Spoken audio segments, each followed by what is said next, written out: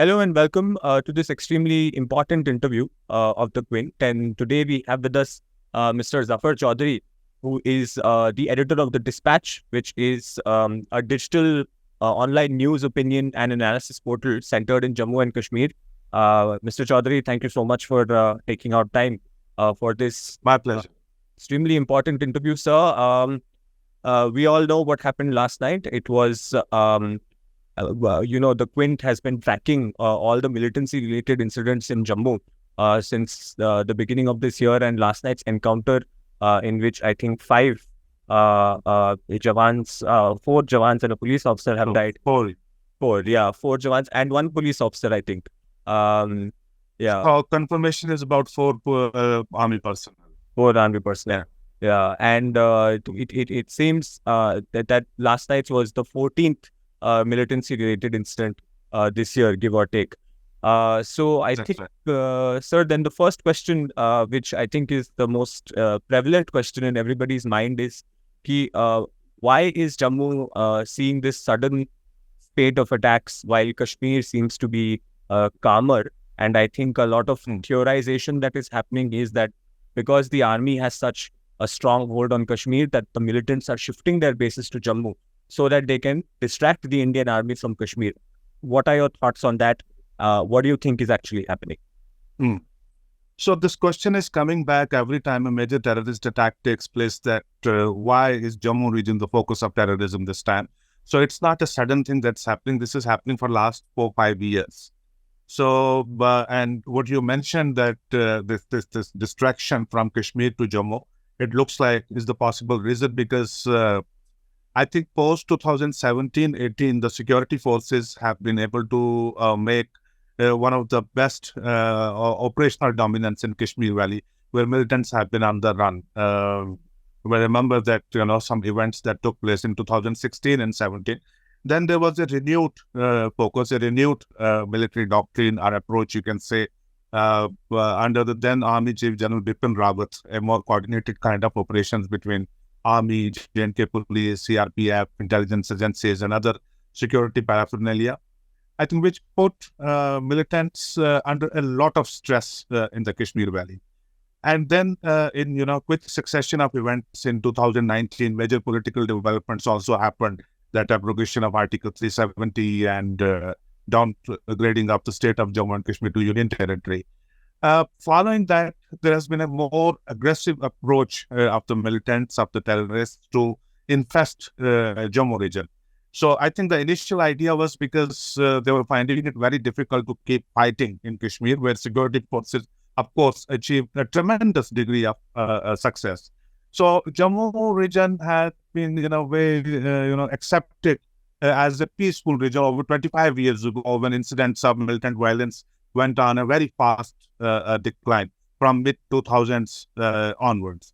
So they shifted focus here. And Jammu is very diverse. Topographically, it's very difficult also. You look at the latest two attacks which have happened. So one happened in Kathua, where 5 soldiers were killed, and the latest in Doda. So these two places are more than 200 kilometers apart. So difficulty here is that, once you strengthen your grid, you deploy the forces, strengthen your source network, etc., and understand that the routes adopted by the militant, their disappearances, etc., by the time another attack has already taken place somewhere else, which is a very far away place.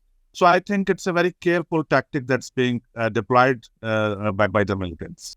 If one pieces together all the attacks that have taken place in Jammu region over the last 4 years, so one comes across a conclusion that these are orchestrated from across the border from Pakistan.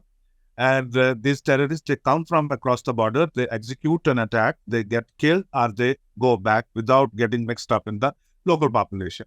So after every attack, when interrogation takes place, people are questioned, some investigations take place, further research is done. It comes up that, 1 or 2 persons may have helped, to guide them or in some or the other way. That, I should say, is a sort of criminal intent. You will find a criminal here and there. You give away some money and get some kind of help. So I don't think that the kind of recruitment has taken place in Jammu region, or willingness of youth here to join the threats. However, what's happening that after every attack, a lot of people are picked up, they are questioned. So that makes some of population components vulnerable. So that could be case, but it's highly unlikely that locals are involving in any significant manner. There seem to be two camps here. One camp says, which is like the pro-government camp, and they say that after the revocation of 370, terrorism in J&K has gone down. That clearly does not seem to be the case. But then there are others who also say that not only has it not gone down, it's not as if terrorism has also gone up. It is the same as it was 20 years ago. Jammu was always a dangerous region, and therefore to say that these attacks are unprecedented is also wrong. Where do you think the answer lies here? So I think both are correct in a certain way, because Kashmir Valley and Jammu region have to be seen as two different pieces, for the purpose of any strategic or political approach. So when these constitutional and political developments are taking place around 2019, August 2019, I think the entire security approach was focused in the Kashmir Valley, and where we can say the data also suggests that, and there is the corroboration from the ground as well, where there has been significant peace. I mean, you don't find any major incidents of terrorist violence. You don't see any major incidents of disruption of the ordinary life through stone pelting or any other incident. So there are no shutdowns, there are no hartals. So there is a considerable, significant amount of normalcy, which people thought would not happen after abrogation of Article 370. But we have to give this credit where it's due, that a great degree of peace appears to have been achieved in Kashmir, where one can see that if there is some fresh, militancy-related cases happening, there are some terrorists who are coming from across the border. So Jammu is entirely different. That is where they realized that if the security forces have been able to achieve success in Kashmir, so something can be done very randomly with a huge element of surprise in the Jammu region. After all, Kashmir and Jammu remain part of the same political entity, same administrative unit. So if an attack is taking place in Kathua, or 300 kilometers away in Doda, or 500 kilometers away somewhere in the woods of Rajouri and Punch, you will in any case say that this is Jammu and Kashmir related militancy. So this is where militants appear to have made a very careful choice, that if they're not able to do much in Kashmir Valley, they'll probably do in Jammu. By the time the security authorities are able to regroup, control the grid, make deployments, they strike somewhere else. So Jammu provides that kind of vulnerabilities for them to be able to strike and rush back. Got it, sir. Just last two questions, sir. The first one is about the elections. Again, a lot of theorization is going on that this is sort of a well-planned strategy by the militants to delay the elections and therefore to sort of decimate the political will of J&K. Right. How true do you think that is? And do you think elections will indeed be postponed because of these attacks? So if one looks at, this range of incidents, their intensity, and the kind of targets they choose, that is to send across a very loud message across the country that the security situation in Jammu and Kashmir is very bad. If security situation is bad, which means that, situation is not really ideal, it's not, conducive for holding elections, which means that, the political process remains disrupted or paused for a longer time. So obviously militants would want that, you create a situation where the Indian state is not able to hold elections in Jammu and Kashmir. And then there are a number of experts also, and the number of people who keep on, giving suggestions that since situation is very bad, don't hold the election. That would send a message that the terrorists have that kind of potential to, disrupt the internal political processes in Jammu and Kashmir. So I think holding elections would need a very bold and courageous step to move on and show statesmanship that these are two different things. The security challenges have been part before also, and there have been enormous challenges which, have been dealt with in 1990s, in 2000s.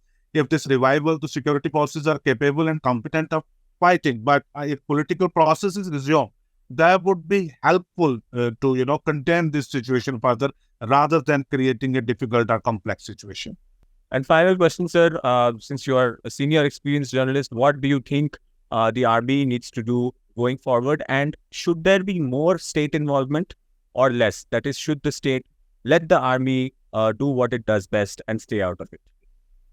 So, army, for that matter, any wing of the security establishment, say Jammu and Kashmir Police or some other organization, they have worked in Jammu and Kashmir to deal with terrorism and militancy in a very, very coordinated approach. And I think that coordinated approach has to continue in future as well, because there are some areas, there are some forces which are strong in gathering intelligence. The police, for example, is drawn from the local society. They are more capable of, making an assessment how things are shaping up and how things can be controlled. And the army has that kind of force. Army is meant for, doing operations like this. So there's nothing like free hand. There's already free hand. See the way they worked in Kashmir over the last 5, 6 years, 7 years, that there has already been a free hand. There has not been any disruption from the political side. Even when there were elected governments in Jammu and Kashmir, there were not significant disruptions in the way of working of army and other security forces. But I think Jammu, the way it's coming up now, this needs a lot of political approach as well, and a lot of political understanding as well, so that they have the militants, terrorists, their handlers across the border. They have certain designs to achieve in Jammu region. This is where the political leadership, the civil administration, and the security forces have to work together, so that they are not allowed to make that kind of achievement, and getting people involved in militancy in a way the way it used to be in Kashmir. Got it, sir. Zafar Choudhary, sir, thank you so much for your time. And we sincerely hope that the situation gets better. But we will stay in touch with you for more of your views on the same. Sure, Thank you. sure.